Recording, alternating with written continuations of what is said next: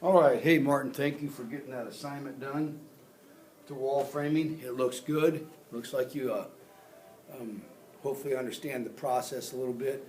I'm going to jump into rafter framing, and then I might send you a short video that explains how we do the, I'll send a short video after this one that explains how we do the laying out of a wall without windows and with a window or an opening, according to industry standards. But this one's going to be about rafter framing. And first of all, quick difference between rafters and trusses. A rafter is something that is built on site.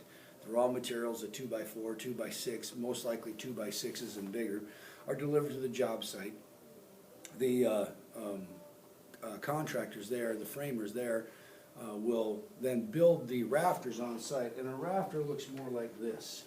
This is a model of a garage we actually built, and I had kids do it last semester as a model. The rafters are here. If you'll notice at this end and down the middle, there's a ridge beam running, okay? And then we build the rafters and attach them to the ridge beam. There's also a support post underneath the ends of the ridge beam. We basically build a rafter on site according to what the building tells us, okay? The building gives us the information for the length of the rafters, and the ridge beam and everything else. So rafter is built on site by the carpenters there. As opposed to a, let me turn this, a truss is more like in this model. If you'll see the ends, that's a gable end truss. And if you look at the trusses in the middle, there is basically a web design and a support system that looks like a W.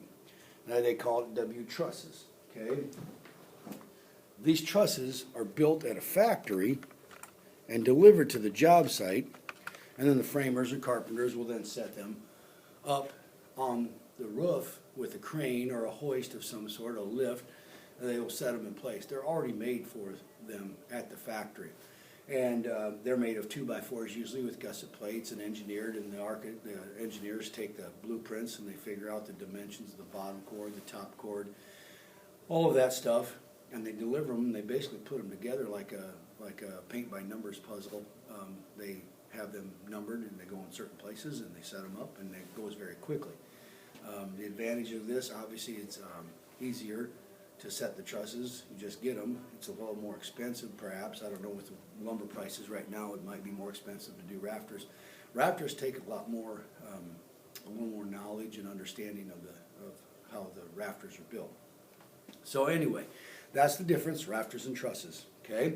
The other thing we got to take into consideration, we're going to focus on rafters now because we're going to teach you how to lay out a rafter using a method called the step-off method with a framing square. We're going to teach you how to use a speed square to make a rafter.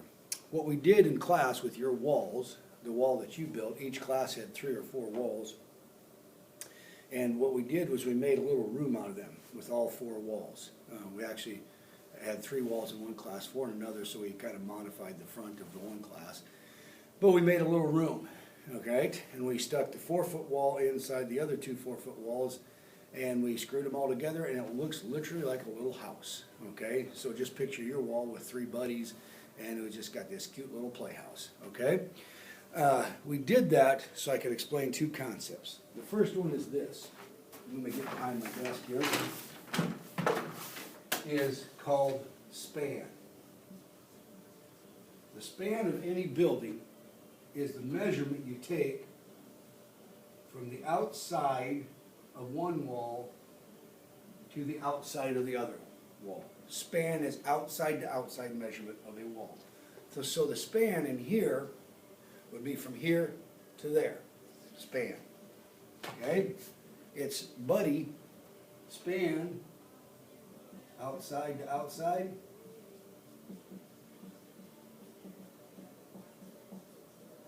The run is equal to simply half the span. Okay? So the run would go from one outside, you take the span, divide by 2, pull your tape measure from one outside, basically to the middle of the building. And as you can see in the middle of this building, that's where our ridge support beam goes, our ridge beam support post goes. Okay? Those are 2 concepts. Fairly easy to understand, I hope. Okay? All right? And we need that as well as this other information to figure out how to build our rafters. So here's your other information. Pitch. Pitch of a roof is simply the steepness of a roof. All right? And here there are two components of pitch. They're right here. That is called your unit run. In geometry, pitch or slope is simply rise over run. Okay? Same concept applies here. It's just that this unit run is always based on 12-inch increments. Okay? All right? The unit run is always going to be 12, or increments of 12, and fractions of 12. Okay? The other one that we have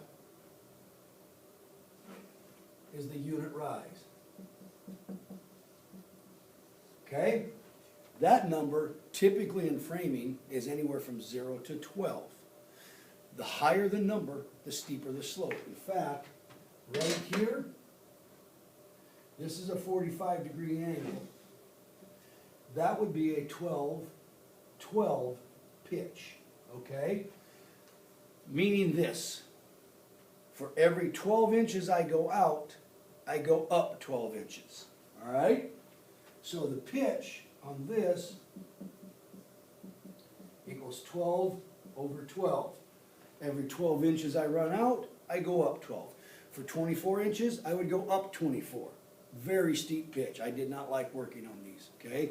A lot of extra work and a lot of extra hazard, if you will. There's more chance of falling, okay? You just don't walk on pitches like this. All right, so let's go back to that. Our pitch. If our pitch was a 6/12, if I ran that back in here a little bit and made it a 6/12, meaning I went up 6 for every 12 over, change this. If I went out 24 inches, I would go up 12 inches. If I went out 36 inches, I would go up 18. So for every unit of 12, I'm going to multiply the top number for my inches. So if I had 10 units of 12, it'd be 120 inches. If I had 10 units of 6, I'd be 60 inches up. So if I went out 120 inches, I would go up 60 or half of that in a 6 pitch. If I had a 4 pitch, I would go up 40 inches. If I had a 8 pitch, I would go up 80 inches for every 120 out. So that is kind of pitch in a nutshell. Pitch is basically the unit rise over the unit run. Just remember, the unit run is always 12-inch increments, or fractions of the 12-inch increments. Okay? All right. So I've got unit rise, unit run. On a rafter, this is the unit run, this is the unit rise, this, what would be the hypotenuse of a 90-degree triangle, because all of ours are 90-degree triangles.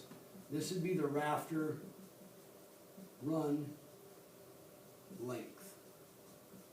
Okay, the hypotenuse, it'd be the longest side of your triangle. Okay, all right. So, and you just, that length is determined by this right here. Okay, so there's the information you need about pitch, span, unit rise, and rafter run length. Now we're going to show you how to use that information to frame a rafter. Okay, so let's go over here. I'm going to switch this around real quick. Tilt it down a little bit so you can see the table a little better. Actually, I'm going to move my table this way for you. Okay?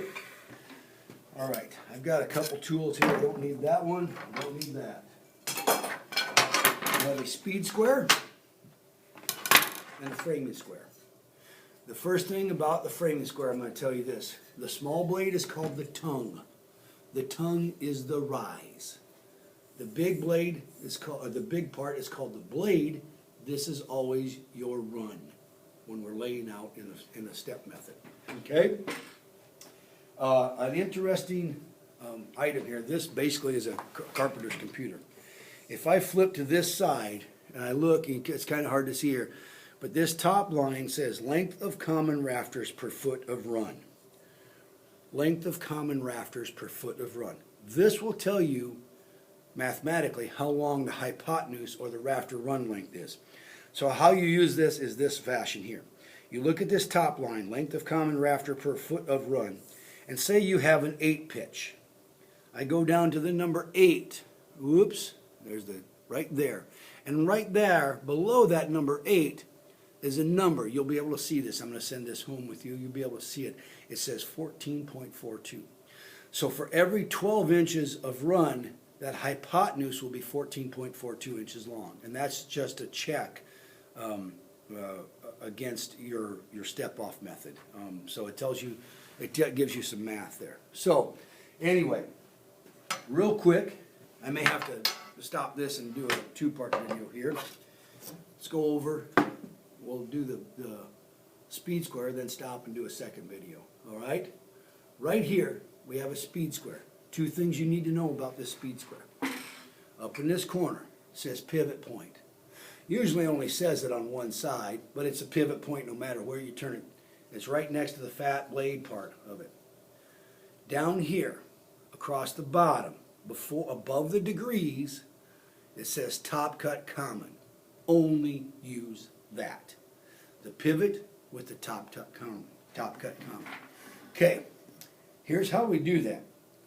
I want a 5 pitch. Okay, so I'm going to start at my left end. I'm going to put this in the corner, blade at the top. I'm going to step around front here to show you this a little better visually. Okay, step this across the top. I look at my top cut, common cut. Right here, 1, 2, 3, 4, 5. I'm going to rotate that up. I'm going to hold my pivot in place, rotate that up till the 5 hits the top of my rafter. And this is not a rafter, but it's a practice one. When I get there, I will draw a line on this side, and that becomes my 5 pitch. Okay? So let's take a look at that, how I would do that. Let me grab a pencil first, or a marker. All right? So I'm going to turn this and face me. I set my pivot in the corner there. I rotate up till the 5 on the common rafter is at the top of the board. Hold it in place. Make a mark. I put an X right there. That X means I'm cutting that part off. So now this becomes what we call the ridge cut on my rafter. That's at the top of the roof where the ridge board is. We make that cut and we attach it to the ridge board. All right? I'm going to stop there before we move on because my video is getting a little long.